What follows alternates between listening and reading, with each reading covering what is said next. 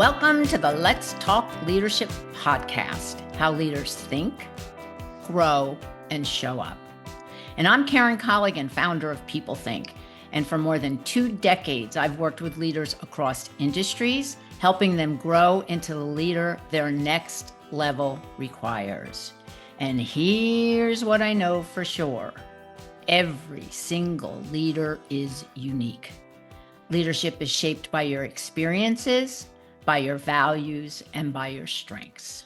That's why on this podcast, I ask every guest the same 7 questions, because the answers reveal how real leaders think, grow, and show up. So listen closely, take what resonates, use it to shape your own leadership path. And so now it's time for the Talk 7. Same 7 questions, different leaders, different insights every time. So let's talk leadership with our next guest.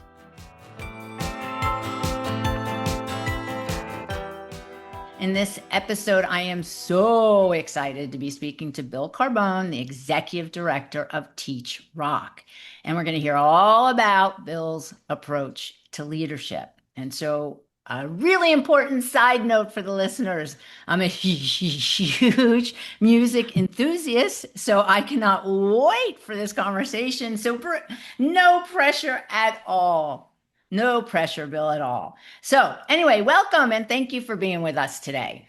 It is my pleasure to be here, Karen. Good. So Bill, before we get into the 7 questions, tell us a little bit about who you are and tell us a little bit about what TeachRock is all about. Sure. I'm going to start with TeachRock because it frames who I am very well, too. TeachRock is a nonprofit organization founded by the great rock and roll Hall of Famer and actor Stevie Van Zandt. Stevie wanted to find a way to keep the arts in the DNA of education. He was seeing them disappear, and indeed they are still disappearing. And right at this moment, there's a budget out there in the United States that could even further take them away if it gets approved. He wanted to come up with a new pedagogy and methodology that could engage really students of the smartphone generation and beyond. So when he started it, he was thinking about smartphones, and now we're talking about AI, but it's the same thing. Mm-hmm. How do you get kids to feel like they need to do school when they have these devices that do these things for them? And then finally, by doing those 2 things, how could he positively impact the graduation rates in the United States, right? So how could he help teachers? Everybody thinks about their education and can remember 1 or 2 teachers that did something really special, right? Yes. Often with music, it comes up all the time. Oh man, this one English teacher would let us make these mixtapes to go along with this book. And like every teacher can be that teacher. Yes. Not everyone knows how to be that teacher yet, right? So that's really the goal. Let's unlock that in everybody. So I come to it from a life of all the little bits and pieces that add up to be what we do, right? So first I was a full-time musician. So, I went to music school and played in bands, and then ended up teaching drums. But I was always passionate about culture too. I kind of traced that back to reading Mickey Hart from the Grateful Dead's Drumming at the Edge of Magic book in high school, which introduced me to the idea of ethnomusicology. I ended up going to graduate school for ethnomusicology and doing a lot of research in Jamaica about Afro-Caribbean religious percussion music and American popular music at the dawn of reggae. And then later about the Hammond organ jazz scene in New York City and especially uptown Harlem and the Bronx. And I was teaching at a few colleges, and the opportunity arose to join this interesting organization that needed someone to create curriculum that used music to teach social studies, and particularly American music to teach U.S. history. And I actually didn't know who the person was behind the organization when I first heard about it, but I thought, wow, that's pretty cool. I want to know more about that. So I was hired by the executive director at the time was Warren Zanes, whose name you certainly No, from the Nebraska book. And Yeah.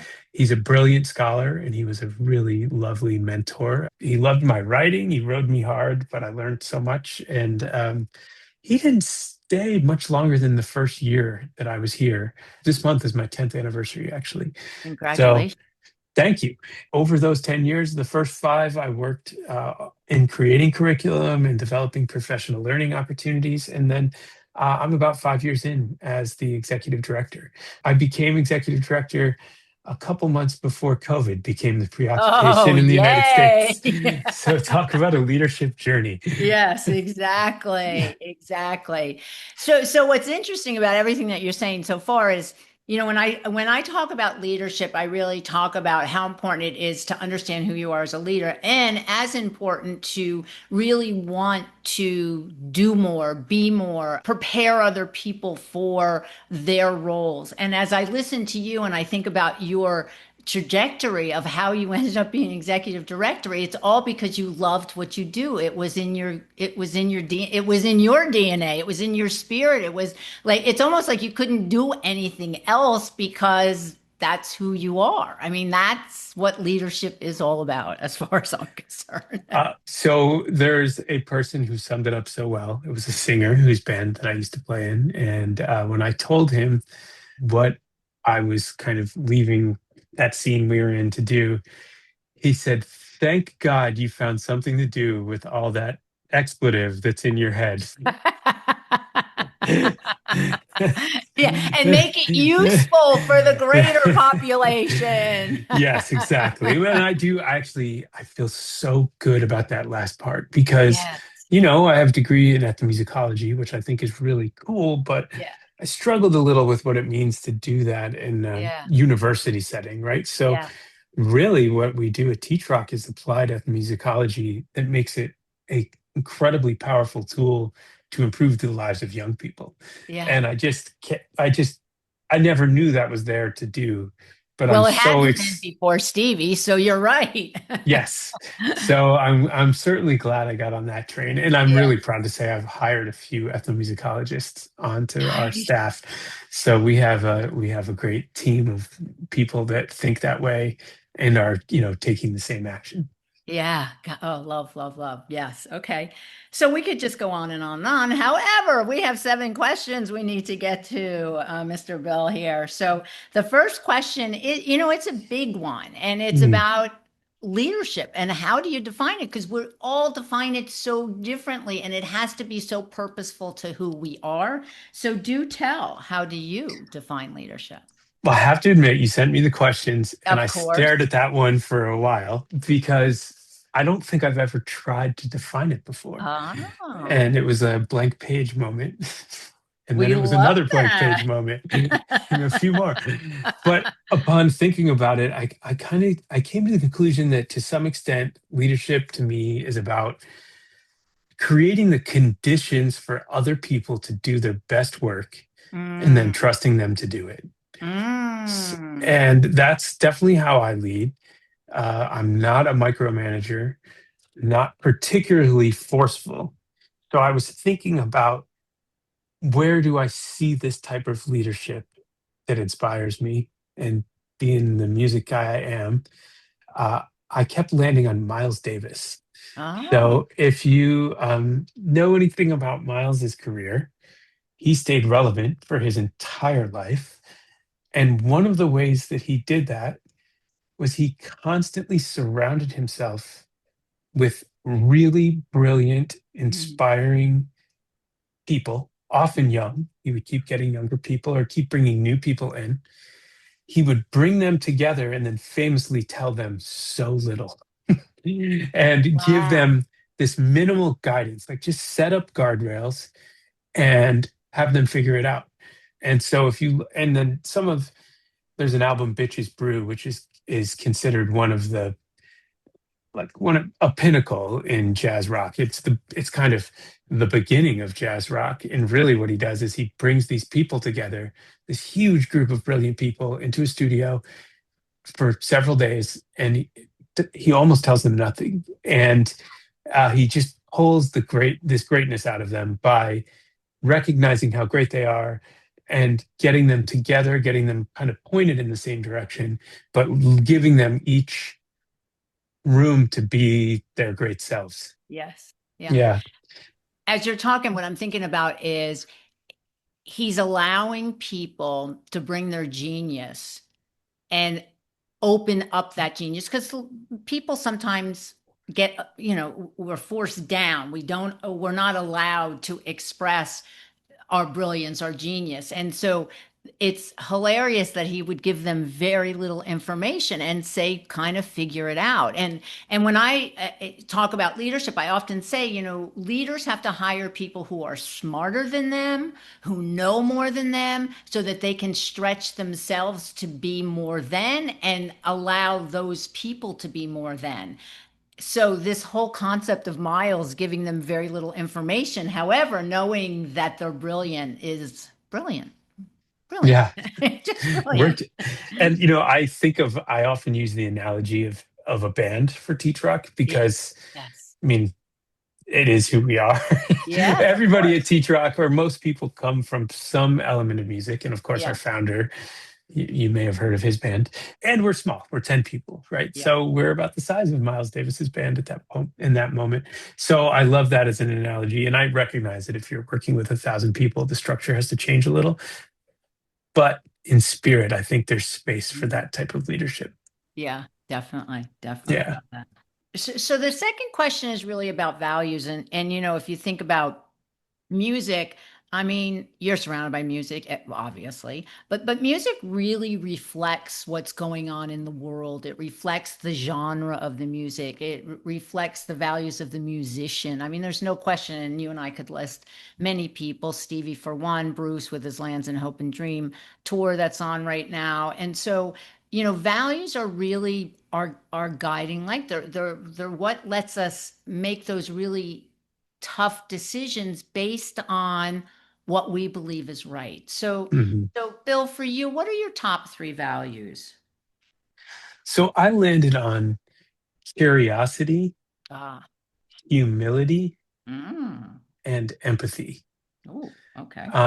And they kind of come from one place, which is mindfulness, essentially, Mhm. this respect, big picture for the human condition. So I am a leader and I love being a leader, but I also struggle sometimes with being labeled necessarily as one, or like I fight against the word that I'm an authority on something, Yeah. because I do feel like there's lifelong learning that's such an important part of things.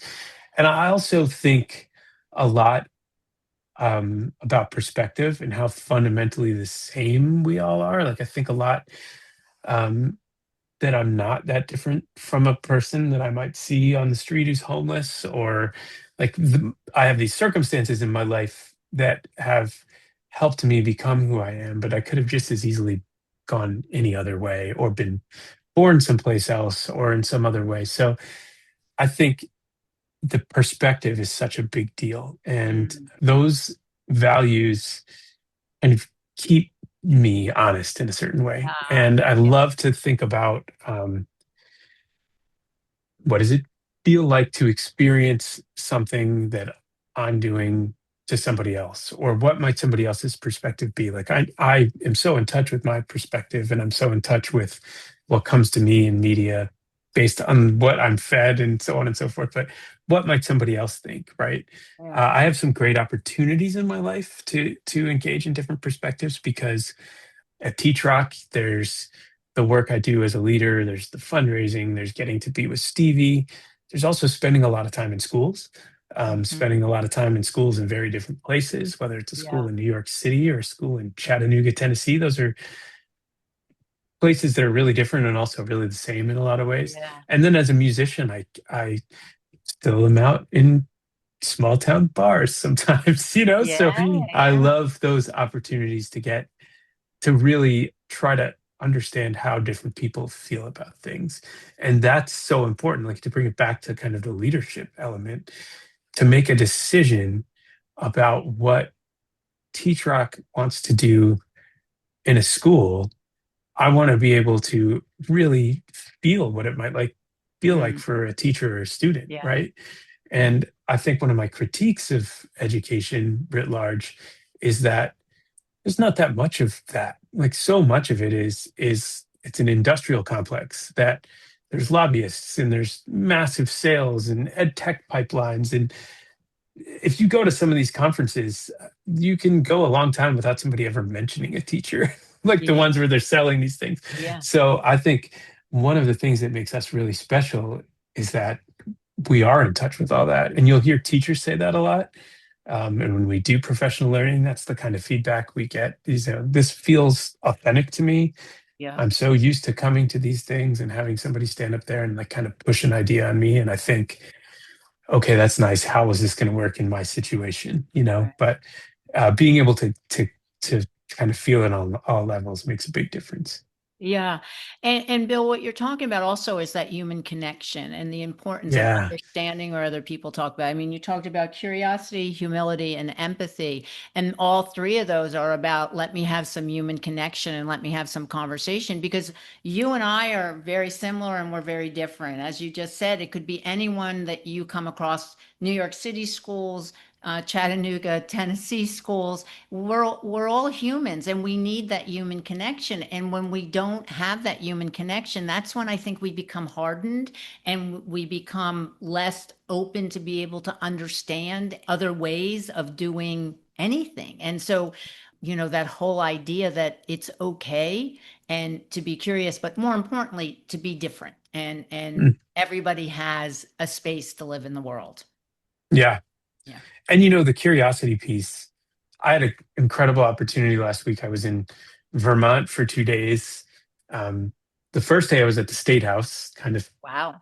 pitching, doing the Yeah. doing one side of the executive director thing. But the next day I actually visited some classrooms and I Oh, visited the Integrated Arts Academy, which is a magnet school in Burlington, Vermont. And they have they're trying a whole new model where their arts is in everything. The music teacher co-teaches with the math and English teachers, and wow.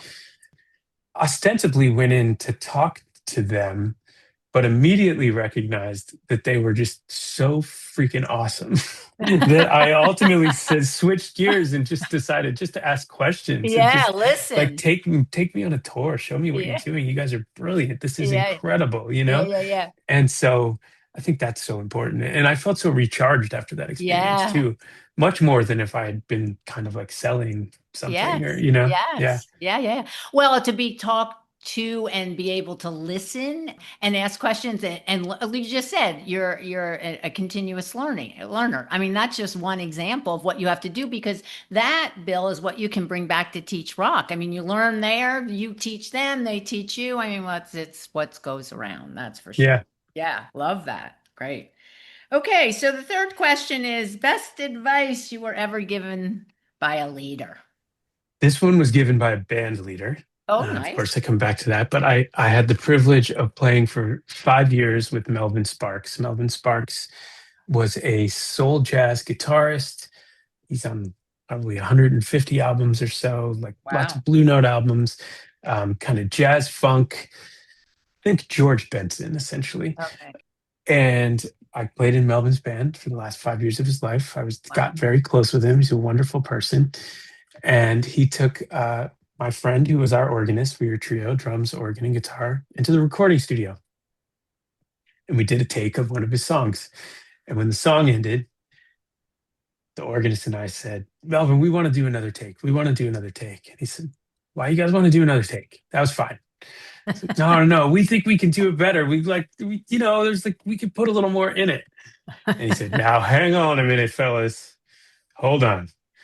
We ain't making this album for a whole bunch of musicians to listen to because they're not going to buy it. And even if they do get it, they're just going to talk a bunch of bad on it anyway.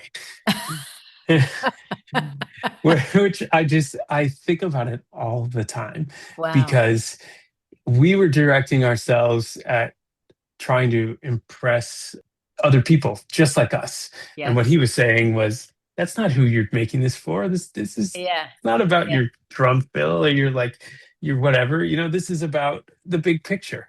Yeah. So it's like this micro lesson that you can look at the big picture, like get your head out of the weeds, Yeah. and Yeah. look at the big picture. Yeah.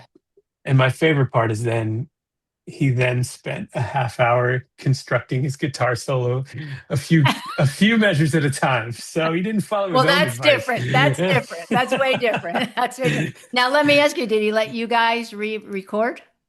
No, No. he used our take. No, no, no. Yeah. Oh, that's But we still hilarious. talk about that all the time, and I Yeah. love it. I bring it Yeah. up all the time. Yeah. Yeah. Well, I mean, it's obviously a very good lesson. Maybe he should have paid attention, right? Yeah. But I Yeah. think we can all pay attention, right, to Yes. the idea that I think obviously my brain works in music, but when I think about social media and Instagram and TikTok, it gives you what you already like, and then it Yeah. gives you more of what you already like, right? Yeah. So it narrows your vision Yeah. to thinking that you're part of this huge world when really you're part of this tiny niche, you Yeah. know? I see it in music a lot with we've lost so many ways to be together and to Mhm. be in big Yeah. groups. And there's a lot of, I'm a drummer. I see a lot of drummers who have a big setup and cameras and mics, and they make videos for other drummers, and Yeah. that's what they do. And I Yeah. and I think I hope it makes them happy. But really, what's the reward? Like, what's the big picture there? And Yeah. so I think that's a lesson we can think about in the big picture is, are we seeing what are we actually seeing all the time? Like, where are we seeing it from, and who are we trying to do it for? Right. And when we do things, and as you talked about Instagram and so on, is what happens is it makes us believe that we're right Hmm. instead of being able to have the debate with someone who doesn't think like we do, to open our minds to look and see things differently. No question Yeah, about that. Yeah. Yeah. yeah, Yeah. yeah. And that's why, I mean, human contact is Yes. everything. Oh, You yes. know, I love getting to visit schools in different places I and bet. see. I mean, we've done great work of we're working in a lot of different environments. Education is a battleground for sure. Yeah. It's an ideological battleground. Music is a beautiful way Yeah. to get people to relax their shoulders and let things in. And we're doing really well in very different environments. And I love what I see is that it's the same thing everywhere you go. You see a principal that is working twice as hard as anyone else you've ever seen. And then you see teachers that are also working that hard, all for the kids. Yeah. And most of the noise is only noise, and it's noise that practitioners are not actually involved in because they're too busy. They don't Yes. have time. They're not ideological. They're like, my ideology is Johnny needs to be able to read when he gets out of Exactly. here, Yes. and Sally needs to be able to get a good job and have a meaningful life. Yeah. Yeah. So you see that no matter where you go, that's Yeah. basically what the goal is. Well, and if you think about people who become teachers, they become teachers for the calling and to make sure that they're allowing people to read, get good jobs, so on and so forth. I mean, it is a calling. My niece's daughter just got her master's in education, and she's a teacher for second and third grade, and she glows. It's so exciting, and Bill, I so hope that she can continue to glow in 15 years, doesn't get beaten down from everything around it. So, We ask a lot of teachers. It's a lot more than instruction. I mean, they're yeah, social workers at this point too. yes, they are. So that, I mean, that's one of Stevie's passions is how do we support teachers? How do we make something easier for them? Just Yes, something. Can we find a anything. couple things to reduce the burden? Yeah. Exactly. Anything. Yes. Yeah. And the music helps the teachers as well, because again, they're learning something new and they're starting to see that their students are actually excited about something. I mean, how fun is that? And honestly, that's not just an assumption. We actually, Drexel University did a study Uh-huh. and determined through work with 293 teachers that teachers who use TeachRock are actually happier and in many cases more likely to stay in the classroom. Wow. Yeah, Wow. because of I, what you just said. yeah. They are like, oh, this is fun. I'm using music. Music is fun. Kids Yeah. are happier. Yeah, It's a kind of a circle, right? Once absolutely. the kids are happier, they cause less problems. The teacher's Yeah. happier. It's just then it just kind of keeps on feeding back on itself.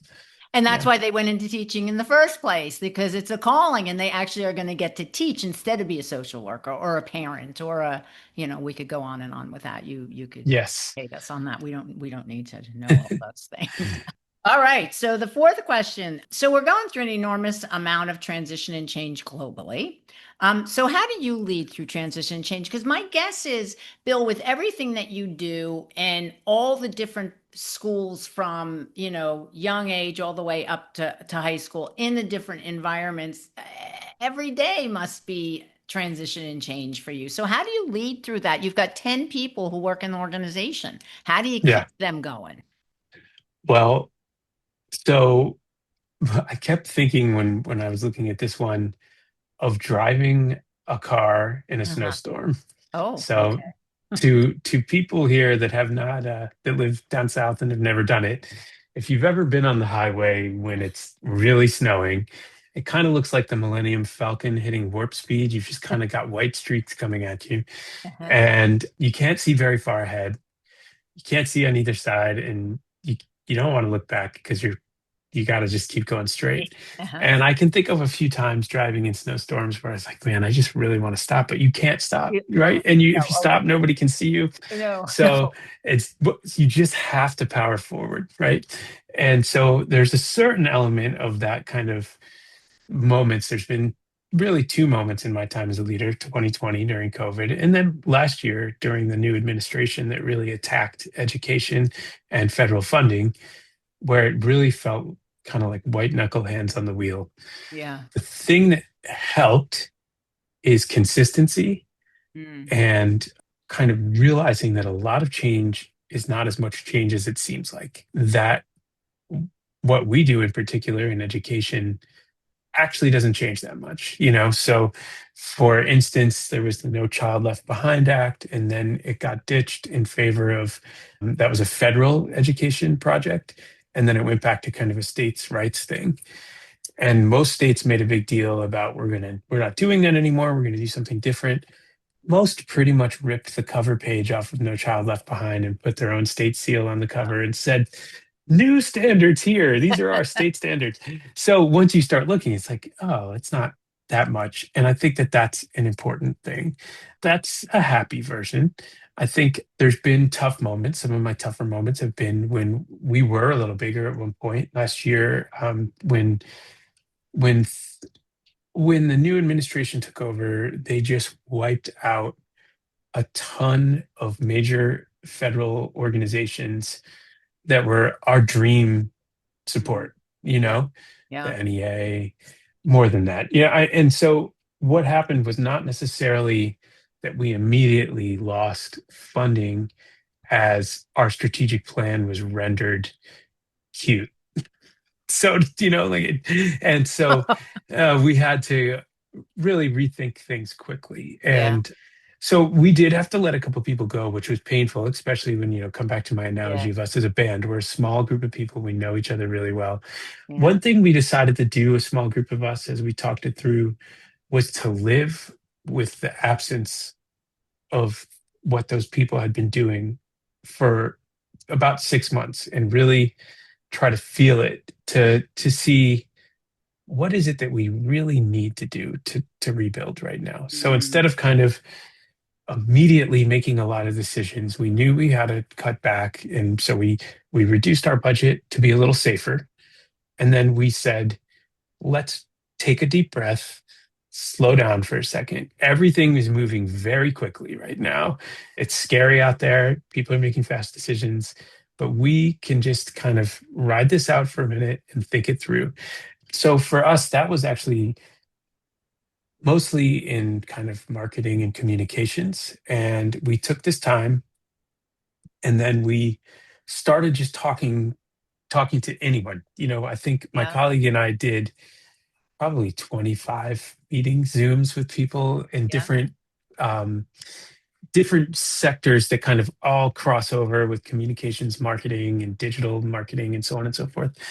And we ultimately ended up with two really tiny firms that came on as contractors, but who have become, I mean, they're intrinsic to what we do. And we took that time, we came back, we pulled them in, and then we just started a new project. We realized that we had reached 1 million students. And so Wow. we redirected around this is a really big deal. And so Yeah. if you follow us, you would have seen last fall, our founder was on the Kelly Clarkson show. He was on Yes. national ABC News. He was on all Yes. the local networks, and Yes, he it was was. all about having reached 1 million students. So when I think about 2025, you know, uh, April 2025 was a sad, unhappy month. Mm. But by November 2025, it couldn't have been more changed. And a lot of it had to do with admitting that we had to have a rough moment and Yes. letting the rough moment be rough for a little while until we Yeah. could have the clarity to, drive the van out of the snowstorm. Yeah, yeah, Yeah, exactly. Yeah. And if you ignore the hard parts, they're going to come up in some other way. And we correct. can't pretend that they're not there. So you can't pick up the rug, throw them under, jump on the rug and go, "Okay, that's done. Let's move on." And I always say you have to feel it to heal it. And if you don't feel the pain of having to let people go, what does their roles and responsibilities mean for the organization? How are we going to take that and move it forward?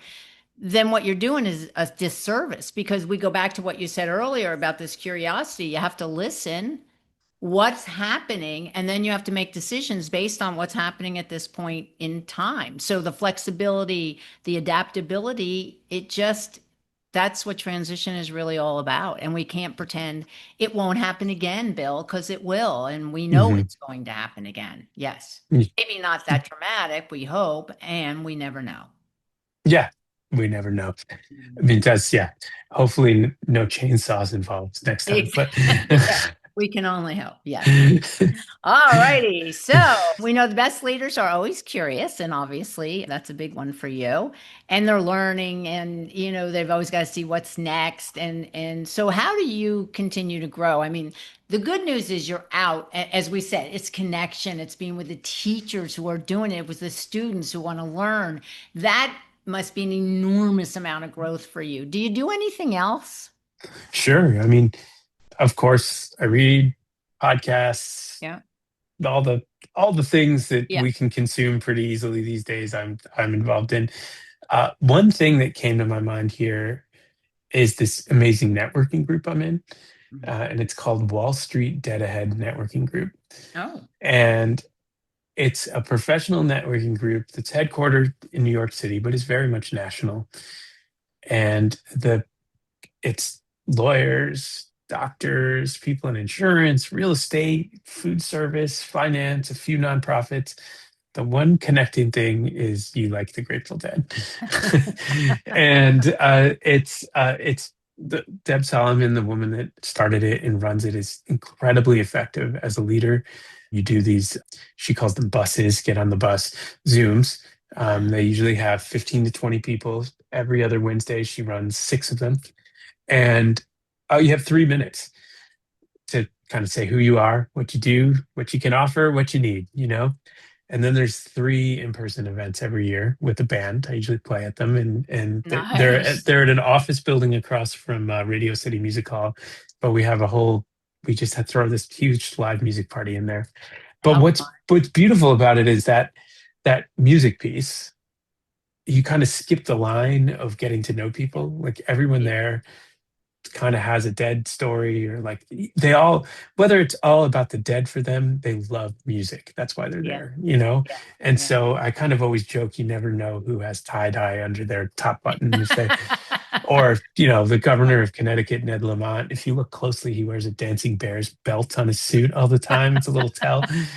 But what I love about that group is I do lots of short get to know you calls with people in different Yeah, industries, and I just learn about other people and yeah, that have, you know, why do I need to talk to somebody who's in real estate or who's in insurance when my job is education nonprofit? But inevitably I learn something. Yeah. And not only do I learn something, like a few months later, I have some problem and I'm like, wait, I know who can help with that problem, Yeah, yeah, yeah, yeah. And so much. In fact, one of the two contractors that I just mentioned came from meeting somebody in that group, was a Wow. friend of someone in that group. Yeah, yeah, But so it creates it's this incredible resource of people who just literally get off on helping each other out. yeah. It's a little culty. I say it's my favorite cult I've ever been in, because we do really love, like, it's a real serotonin boost to know that Yeah, somebody posted in the LinkedIn group that they are like, I'm trying to figure out whatever, and then you're like, oh, I know the person you need to talk to, and but yeah, so it's such a beautiful experience because it also is human connection, right? So yeah, it's kind of yeah, putting all those things together. It's professional, it's human.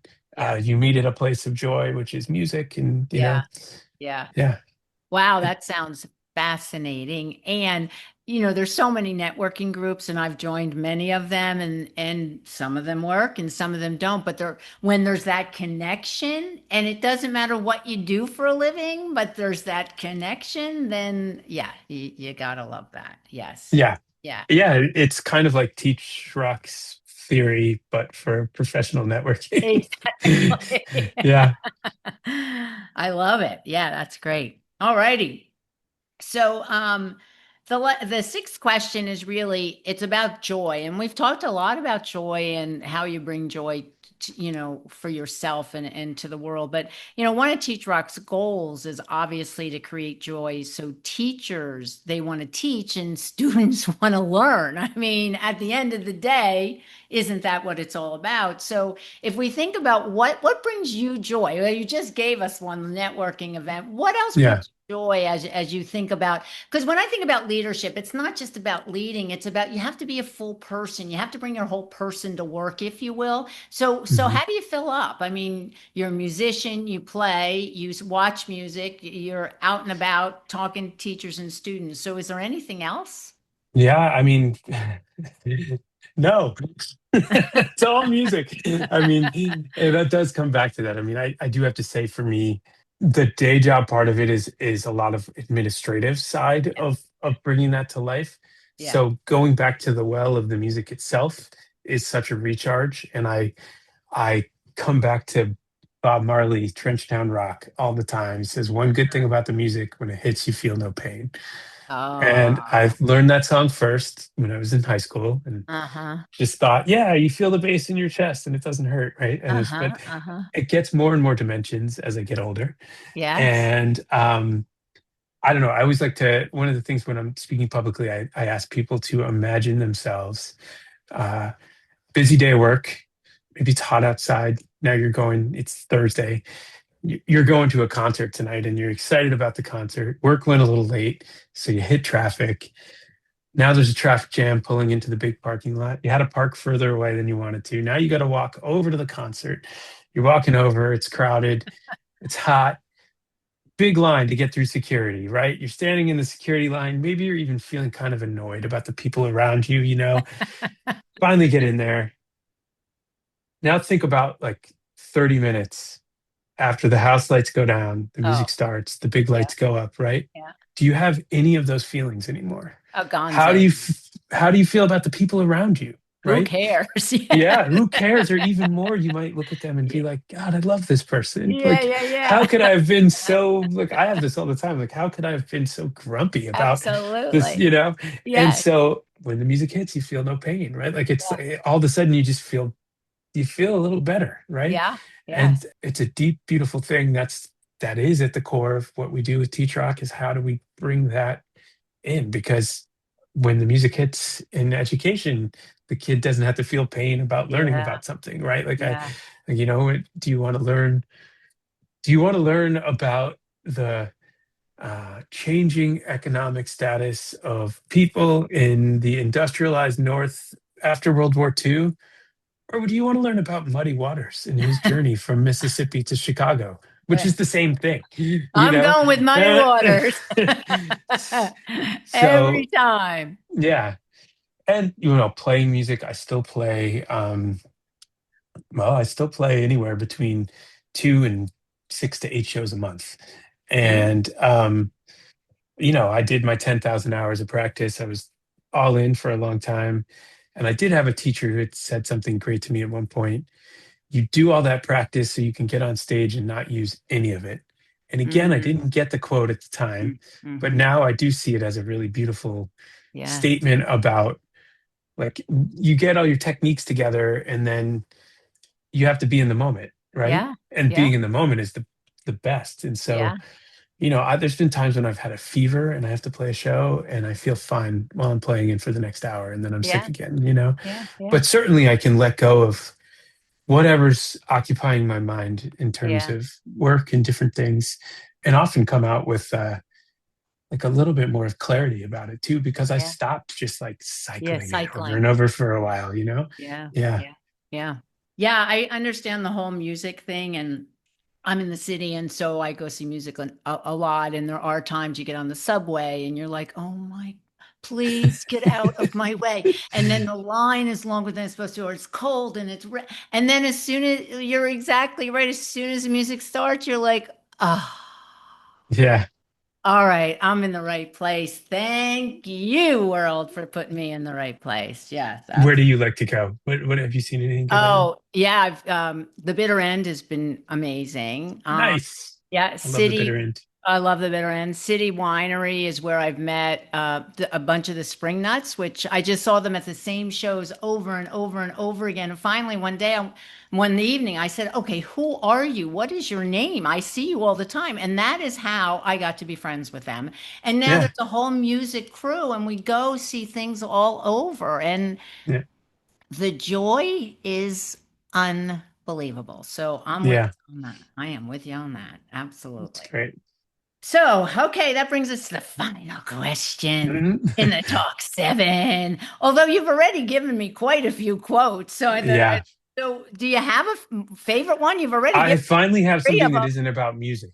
Oh, So, oh, yeah. wait, I have to shut this down immediately. And my quote is poor monkey. It's like, why?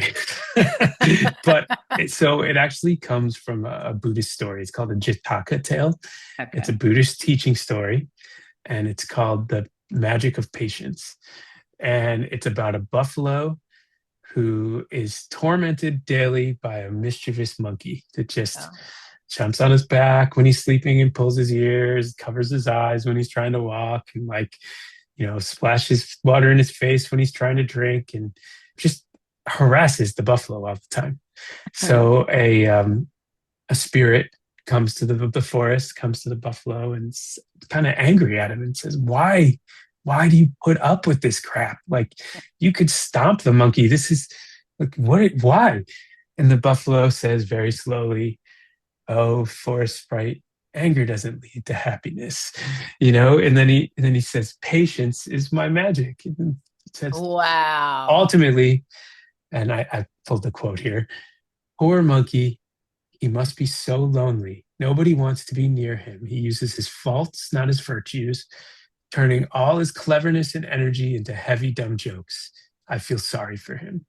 Poor monkey. And, in the story, the monkey overhears it and kind of has a moment and realizes and then apologizes and everyone moves on. Yes. But, you know, in the world, Hmm. in the workplace, we're going to have to Yes. deal with some people who are just can't find a way to kindness or can't find a way to leaving you alone and really make you nuts. And I Yeah. just, I actually send the book to friends sometimes when Oh. I know they have it. I bought 10 copies of it at one point. And I just remind myself, poor monkey. I think the Yeah. Seinfeld version is Serenity Now.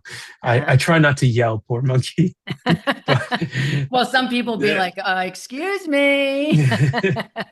yes, exactly. Yeah, you don't want to, Yeah, you have to be exactly. careful with it. It's more of an internal process. Nobody wants to be the poor monkey, but it's a super effective way to help Um, yourself deal with situations that might make you angry or kind of, yeah, get overwhelmed or respond yeah, in a way you don't want to respond.